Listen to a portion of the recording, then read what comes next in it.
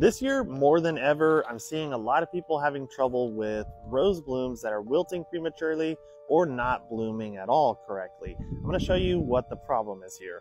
You can see that this rose isn't even fully open, but we're seeing tons of wilt along the edges of all the petals and in the middle. There's really only one thing that will cause this, so I'm going to open this up and show you what that is. I'm just going to take it and kind of shake it over this piece of paper, and I'm going to move these petals out of the way.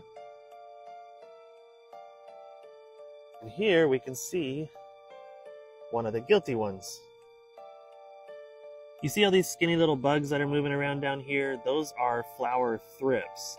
And they're an insect that likes to feed on the plants, especially when they're in bud and bloom phase.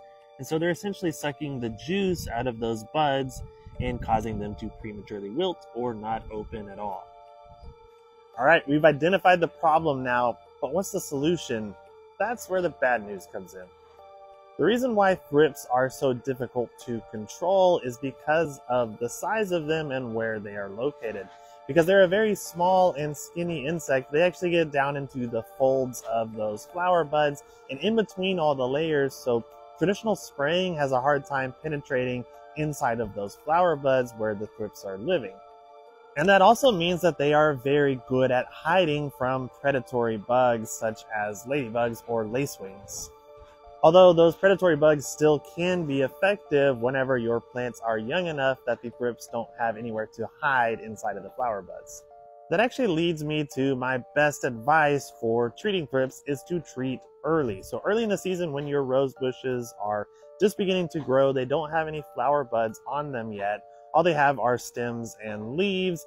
Then you can use your beneficial bugs, or you can use insecticides that aren't so harsh because there's less places for those bugs to hide. You can treat and knock them out early before they can really get established on your plants. Once they are established on your plants and in the flower buds, the only thing that you can really do at that point would be to use a systemic insecticide, which will get absorbed through the roots, go up through the vascular system of the plant, and actually be inside of the tissue that the thrips are feeding on, and it will kill them that way. Alternatively, you could remove all buds and blooms because they're not going to bloom very pretty anyways, and then go ahead and use any type of insecticide that you have that's not going to stay in the system of the plant at that point.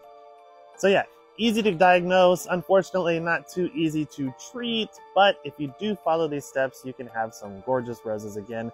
Maybe not right now, but for the next bloom cycle.